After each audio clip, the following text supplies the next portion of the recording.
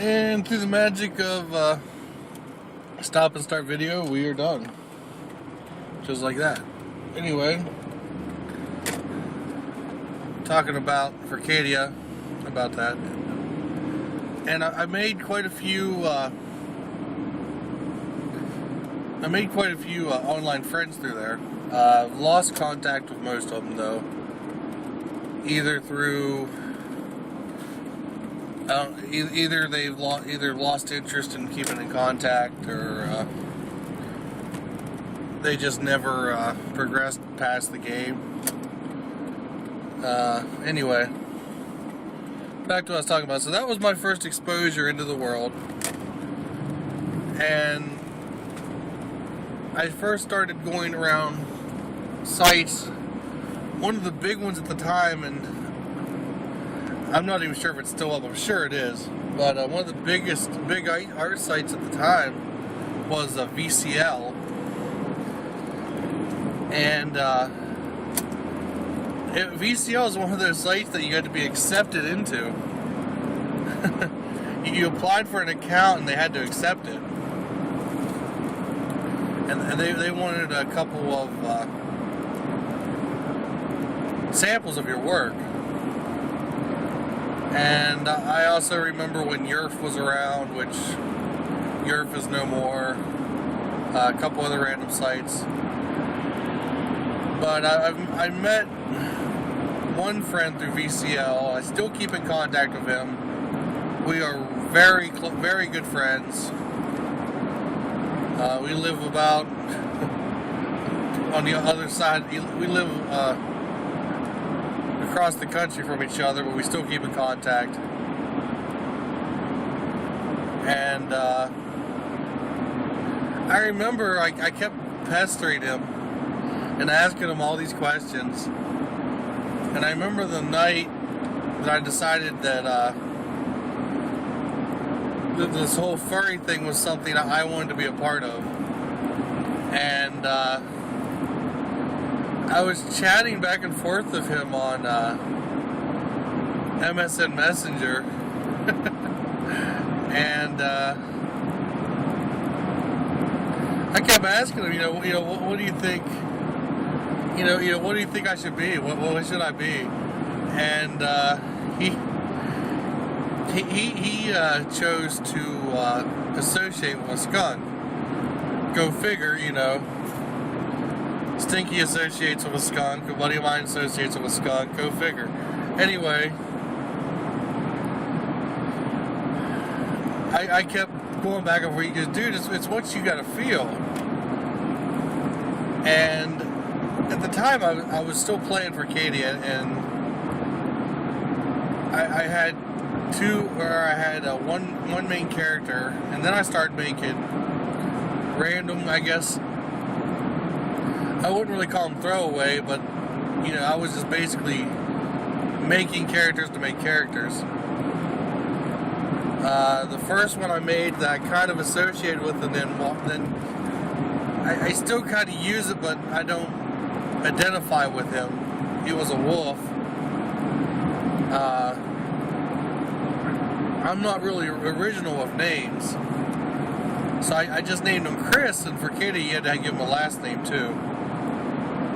So I thought about it. I didn't just want to go, such and such wolf. I wanted to be a little more unique than that, so I gave him the last name Landslide, and I used him for the longest time.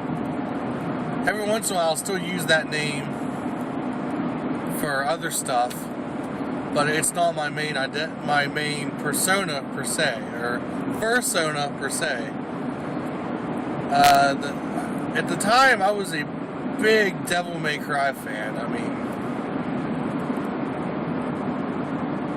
I beat the first, Devil May Cry the original, then Devil May Cry 2. I beat both discs in like a week and a half, just because I tagged through it. And a lot of people say that wasn't the best one. I liked it. I mean, granted, it wasn't an amazing story, but I was such a DMC fan that it didn't matter. It was DMC, and same way with Zone of the Enders, but that's for another vlog. And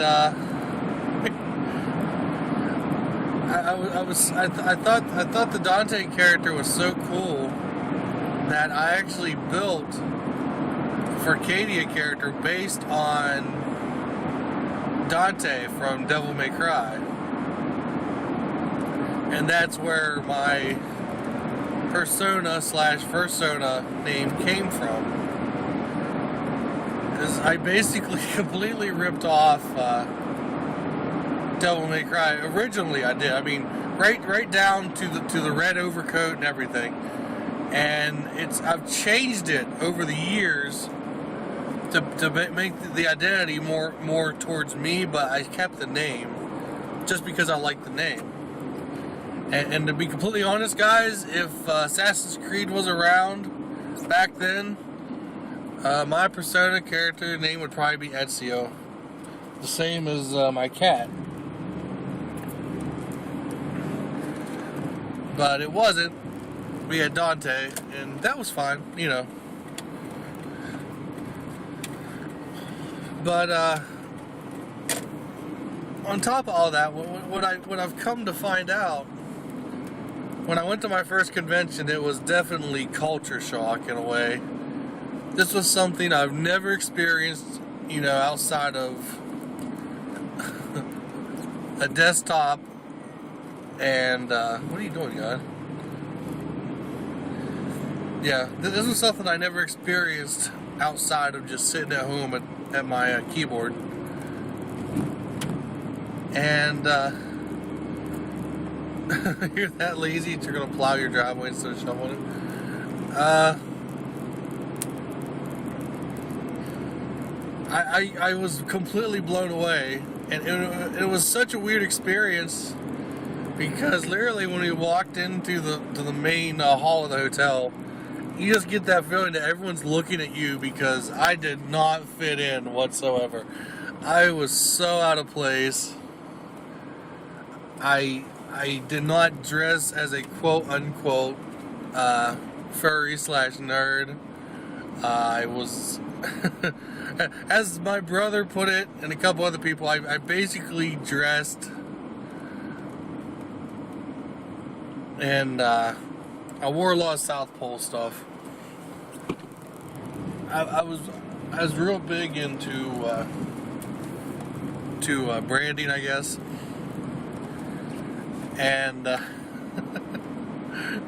you know, I didn't like wearing really plain stuff, and the stuff I wore, I always wore shorts, and like I said, I just looked like I stuck out. And the first day, I just didn't know what to do. I basically sat out in the lobby, talked to the guy that rode up with me, and my friend Ozzy, who is someone I met through another site, and that was his first convention too. And I was more outgoing. He's more outgoing now, but at the time he was still kind of shy. But yeah, here's another one that I met throughout this whole furry thing, and we became very good friends. I went and met him, or he's came to visit me a couple times. I've actually took vacation